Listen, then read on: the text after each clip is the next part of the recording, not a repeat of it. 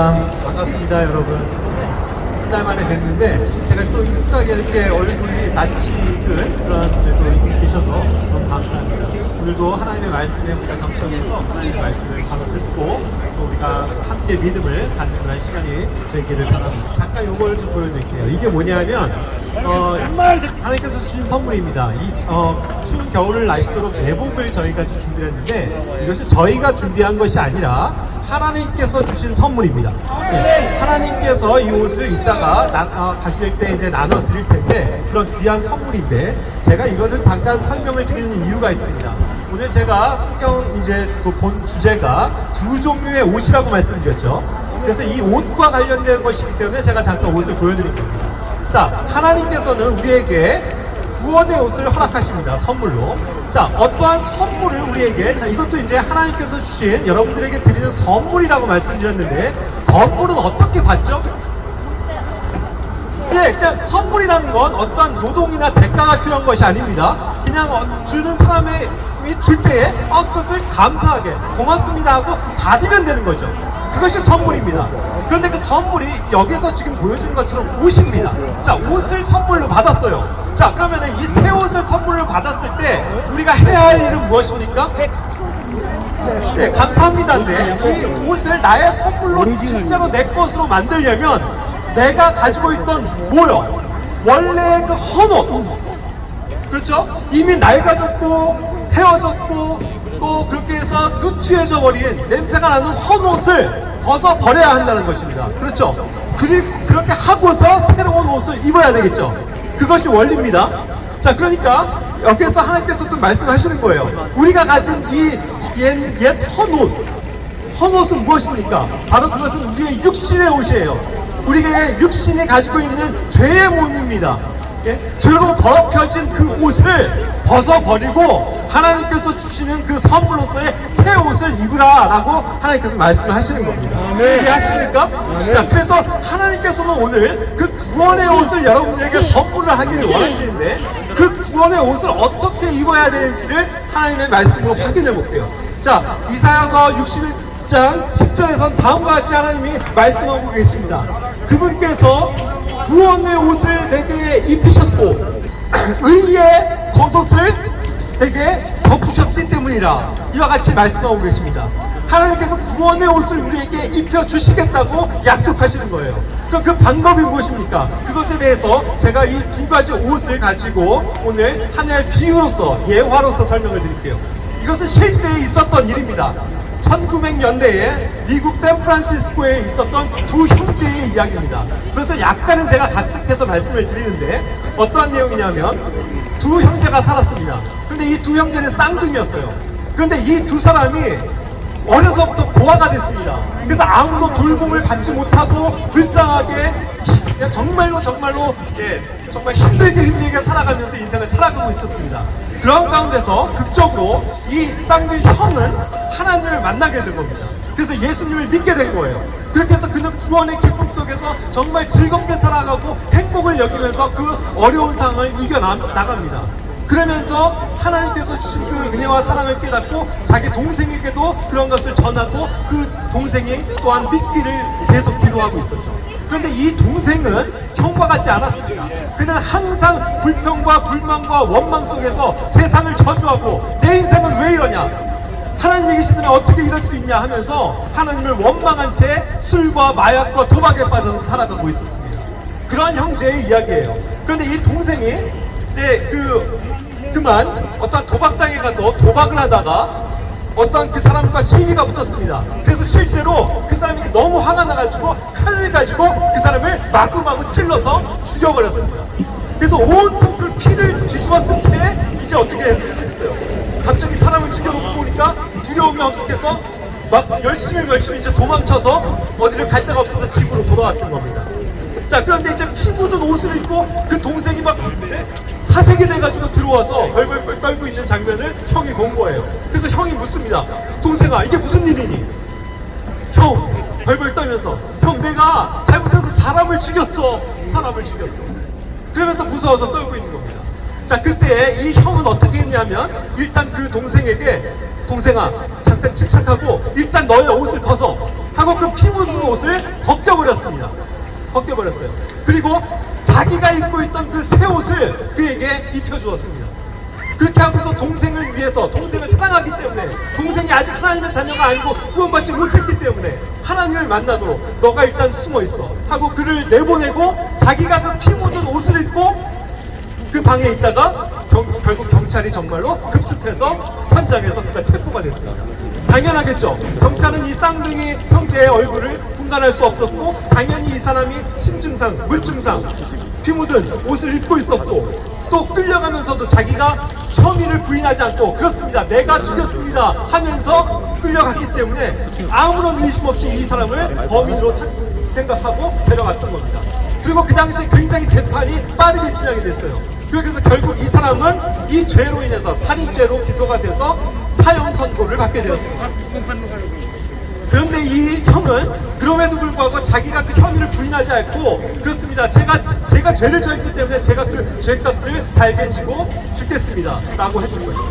그런데 나중에 시간이 지나서 이 동생이 뒤늦게 이 소식을 듣게 되고 황급하게 교도소로 찾아간 거예요. 그래서 교도관들에게 부탁을 합니다. 제발 우리 형을 만나게 해주십시오. 우리 형은 아무런 죄가 없습니다. 우리 형이 진짜 살인자가 아니고 그 살인자는 바로 납니다. 내가 사람을 죽였고 내가 죄인입니다. 그러니 나의 형을 풀어주시고 나를 잡아가 주십시오 라고 애타게 애원했던 거예요. 그런데 안타깝게도 시간이 너무 지난 뒤였습니다. 교도관이 말합니다. 안타깝지만 그 사정을 우리가 이해해줄 수 없습니다. 이미 형은 집행되었고 당신의 형은 사형당했습니다. 그와 같이 그가 자기가 동생을 위해서 희생되고 죽었던 겁니다. 이 동생은 뒤늦게 너무나도 충격을 받고 엉엉 울면서 형을 찾지만 이미 그 사형은 집행된 뒤였습니다. 그리고 교도관으로부터 마지막 그 사람이, 그 사형수가 남긴 편지를, 동생에게 남긴 편지를 받게 됩니다. 그 편지엔 다음과 같이 써 있었어요. 사랑하는 동생아, 나는 너의 피 묻은 죄의 옷을 입고 내가 너를 대신해서 죽는다. 그러니 너는 나의 옷을 입고 새로운 인생을 살아다오. 나는 간절한 그러한 메시지를 담고 너가 반드시 하나님 예수님을 알고 믿기를 원한다라는 그 유언의 말을 남기고 죽었던 겁니다. 극적으로 그는 나중에 회심했습니다. 정말 자기의 죄 때문에 자기를 대신해서 죽은 그 형을 기억하면서 하나님께로 나아가서 예수님을 믿고 구원을 받게 됩니다. 자, 이와 같은 원리입니다. 제가 두 가지 옷이 있다고 했는데, 하나는 우리의 육신이 가진 이 헌옷, 죄로 더럽혀지는 옷, 우리의 어떻게 해서라도 씻을 수 없는 그 치명적인 죄의 몸, 죄의 육신, 그것을 우리는 씻을 길이 없습니다. 하지만 유일한 방법은 나 대신 하나님의 그 의로우신 옷을 덧입혀주시는 그 하나님의 사랑으로, 그 은혜로 나아가서 그분이 만들어주신 옷을 입으면 되는 것입니다. 그것이 하나님께서 설명하시는 성경의 구속, 구원이라는 뜻이에요. 무엇입니까? 나를 대신해서 나의 죄의 몸을, 옷을 벗기시고 당신이 스스로 그 죄의 몸을 입고, 죄의 옷을 입고 십자가에서 못 박혀서 죽으셨다는 말입니다. 그것을 하나님께서 구원이라고 말씀하시는 거예요. 요한복음 1장 21절에서도 말씀하십니다. 보라, 세상 죄를 지고 가는 하나님의 어린 양이로다.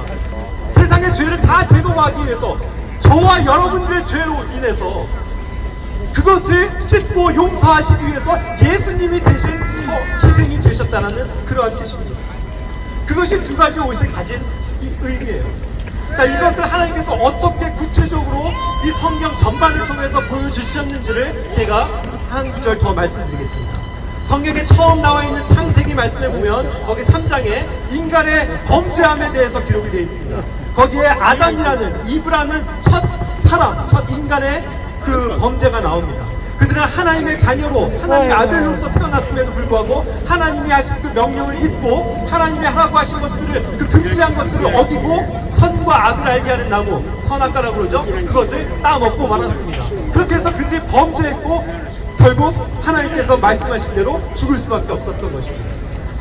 자, 그러했을 때 그들이 이제 깨달은 거예요. 선과 악을 알게 된 겁니다. 그것이 무슨 의미인지 아십니까? 자기들이 원래는 하나님을 알았고 하나님과 아무런 막힘이 없이 살아갔던 그들이 죄를 짓고 나니까 그들에게 남아있는 것이라곤 이 벌거벗은 몸뚱아리, 죄의 몸, 죄로 더럽혀져 있는 그 수치스러운 몸을 발견할 수밖에 없었던 겁니다.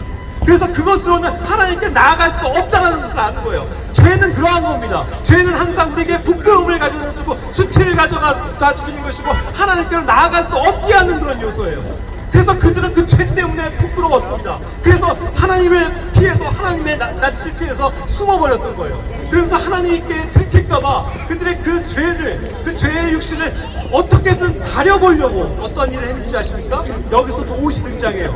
저기 나무에 가서 무화과 나무잎에 풍성한 걸 보고 그거를 따서 자기들의 앞치마로 가려서 치마로 엮어서 입었습니다. 나뭇잎으로 그들의 옷을 만든 거예요. 그러나 이 나무옷이 온전한 해결이 될 수 있습니까? 나무옷으로 우리의 죄를 가릴 수 있어요? 나뭇잎으로? 그 나뭇잎의 옷은 우리 인간의 얄팍한 지혜로 나온 하나의 발상일 뿐이었지 하나님께로 나아갈 수 있는 방법이 아닙니다. 우리의 죄를 가릴 수 있는 방법이 아니었다는 거예요. 그래서 그 옷은 어떻게 됩니까? 물에 의한 젖어도 찢어지고 조금만 바람이 불어도 날아가 버리고 해가 뜨면은 그것이 말라서 시들어 없어져 버리고 조금만 물체에 닿기만 해도 찢어져 버려서 없어져 버리는 그러한 옷이라는 거예요. 그것이 그들 인간이 첫째로 한번 만들어봤던 옷이라는 거예요. 하지만 그것으로 하나님께 앞에 나갈 수 없다고 그랬죠. 그래서 이제 하나님의 은혜와 사랑이 우리에게 임하는 것입니다. 그래서 하나님께서 드디어 하나님의 방법으로 우리에게 구원의 옷을 입혀주시기 시작한 거예요. 그것이 창세기 3장 21절에서 뭐라고 말씀하시냐면 하나님께서 가죽옷을 만들어서 그들에게 입히셨다고 말씀하는 겁니다. 가죽옷이요. 무화과 나뭇잎의 그런 옷이 아닙니다. 불완전한 옷이 아니고 하나님의 입장에서 만든 완전한 옷을 우리에게 선물로 주셨다는 겁니다. 그걸 만들어서 입히셨다는 거예요. 자, 가죽옷은 어떤 겁니까? 예? 가죽은 워낙 튼튼한 것이기 때문에 뭐 비가 오고 물이 닿고 하더라도 망가지지 않습니다. 바람이 불어도 그것이 헤어지지 않아요. 웬간에서는 그것이 찢어질 일도 없습니다. 그렇기 때문에 그것이 추위도 막아주고 완전하게 살아갈 수 있게끔 해주는 그런 의복이었던 거죠. 그런 가죽옷을 하나님께서 만들어 입히셨다는 겁니다. 자, 그런데 한번 질문을 해볼게요. 가죽옷을 만들려면 어떠한 절차가 있어야 하겠습니까? 그것이 뚝딱하고 물론 하나님은 그렇게 만드실 수 있지만 가죽옷을 만들어서 입히셨다는 의미가 뭘까요? 가죽옷을 만들기 위해서는 반드시 그 가죽을 가진 짐승, 양이나 소 같은 짐승이 희생되어야만 합니다. 그 양을 잡아서 죽여서 피를 흘려서 그 다음에 가죽을 벗겨야 가죽옷을 만들 수 있는 건 아닙니까? 그러한 방법을 하나님께서 택하셨다는 거예요. 그래서 아까도 얘기한 것처럼 하나님께서는 어떠한 양을 잡아서 일부러 죽여서 피 흘려서 거기서 가죽옷을 벗겨내셨다는 겁니다. 그것을 만들어서 우리에게 입혀주셨다는 거예요. 자, 여기에서도 어떠한 우리의 도동이나 행위가 필요한 것이 아닙니다, 여러분. 구원은 왜 그렇습니까? 하나님께서 어떤 양을 가져다가 아담에게 놓고 야 아담아 너 이제 네가 알아서 이 가죽옷 만들어 입어 라고 말씀하시지 않으셨다는 거예요. 이것은 일방적으로 하나님께서 만들어주신 옷입니다. 그 옷을 우리가 받아서 입으면 된다는 거예요. 그것이 아까 얘기한 구원의 옷입니다. 우리가 그러한 하나님의 옷을 입기를 원합니다. 그렇죠? 아까도 다시 말씀드렸습니다. 보라, 세상 죄를 지고 가는 하나님의 어린 우리의 죄를 제거하시기 위해서 일부러 우리의 죄를 담당하시고 가신 희생되신 하나님의 어린 양, 그분이 그 창세기 말씀으로부터 예표적으로 보여주고 있었다는 겁니다. 그 방법 그대로입니다. 그것이 사실이에요. 우리의 힘으로는 우리는 누구나도 어떠한 사람도 이 죄의 문제를 해결할 수 없습니다. 그렇게 해서 우리의 죽음의 문제를 해결할 수가 없다는 거예요. 하지만 하나님께서는 그 일을 하십니다. 하나님께서 우리를 사랑하시고 우리에게 은혜를 끼쳐주시길 원하기 때문에 우리를 불쌍히 여기서서 우리의 죄를 대신해서 어떠한 희생양을 잡아서 거기서 가죽옷을 입히셨다는 겁니다. 그렇게 해서 세상에 오신 하나님의 어린 양, 가죽옷을 해입히기 위해서 희생되신 어린 양이 누구라는 겁니까? 그것이 바로 하나님의 아들 예수 그리스도세요. 아멘. 믿으십니까? 아멘. 이분이 예수 그리스도예요. 예수님의 하나님의 어린 양으로서 우리의 그 더러워진 옷을 벗겨버리고 하나님의 거룩한 옷으로, 의의 옷으로 입혀주시기 위해서 이 땅에 오셨다는 것입니다. 그리고 오셨을 뿐만 아니라 그 약속하신 대로 그 구원을 이루시기 위해서 어떻게 하신 거예요? 나를 대신해서 십자가에서 못 박혀서 피 흘려 죽으신 거예요. 그리고 죽음으로만 끝난 것이 아니고 우리에게 의로운 옷을 선물로 주시기 위해서 다시 살아나셨습니다. 그것이 성경이 증거하는 구원이에요. 그 구원의 옷을 우리가 입기를 원합니다. 예? 이 시간 그것을 정말 기억하시고, 정말로 우리가 죄의 문제를 해결할 수 없습니다. 우리의 인생의 어떠한 문제도 우리가 해결할 수 없어요. 하지만 모든 것의 해답이 되시는 하나님, 예수 그리스도의 이름 앞에 우리가 나아가기를 원합니다. 그러시겠습니까, 여러분? 네. 우리 다 같이 한번 고백해 볼까요? 여기 지금 뭐 처음 오셔서 이런 내용을 들으시는 분들도 있을 텐데, 내가 오늘 들은 바대로 하나님께서 주시는 그 구원의 옷을 입기를 원합니다 라고 여기시는, 결단하시는 분들 계십니까? 손 들어주세요. 네, 감사합니다. 예, 이것이 굉장히 중요한 결단이에요, 여러분. 이것은 하나님께로 우리가 향하는 겁니다. 죄의 옷으로는 하나님 앞에 나아갈 수 없기 때문에 하나님이 나에게 주신 그 옷을 내가 입기를 원합니다 하고 나아가면 된다는 겁니다. 아무런 어떠한 행위도 필요 없어요. 어떠한 뭐 물질을 바치는 거, 선한 행위 이런 거 필요 없습니다. 오직 하나님께서 만드신 그 의의 옷을 입기만 하면 된다는 것입니다. 아시겠죠? 자, 그러니까 오늘 제가 이것을 다시 한번 각인시켜드리기 위해서 기도로서 할 테니까 정말 마음을 다해서, 방금 손 드신 분들 또 손 안 드신 분들도 정말로 마음을 다해서 이 예수 그리스도를 나의 개인의 구주로 믿고 모셔드리길 바라요. 그리고 우리는 그것을 통해서 정말 큰 소리로 함으로써 여기에 있는 모든 불쌍한 사람들에게 이 복음의 소식을 알려야만 합니다. 하나님만이 우리의 유일한 구원자이시고 예수 그리스도만이 생명이 되어주십니다. 여러분, 여기에 계신 모든 분들이 다 이와 같이 예수님을 받아들이고 구원을 얻고 생명을 얻으시길 바랍니다. 다 같이 기도하겠습니다. 하나님 감사합니다. 하나님 감사합니다. 다 같이 우리 크게 고백합시다. 하나님 감사합니다. 하나님 감사합니다. 하나님, 저는 죄인입니다. 죄로 인해서 죽을 수밖에 없습니다. 저의 몸은 죄로 물들어 있습니다. 죄로 더럽혀져 있습니다. 하지만 하나님께서 우리에게 구원의 옷을 만들어 입히시는 것을 듣고 믿습니다. 그 옷이 되어주시는 하나님의 아들 예수 그리스도를 믿고 모셔드립니다. 예수님은 구원을 이루시기 위해서 이 땅에 오셨고, 십자가에서 못 박혀서 피 흘려 죽으셨고, 우리를 의롭게 해주시기 위해서 다시 살아나신 것을 믿습니다.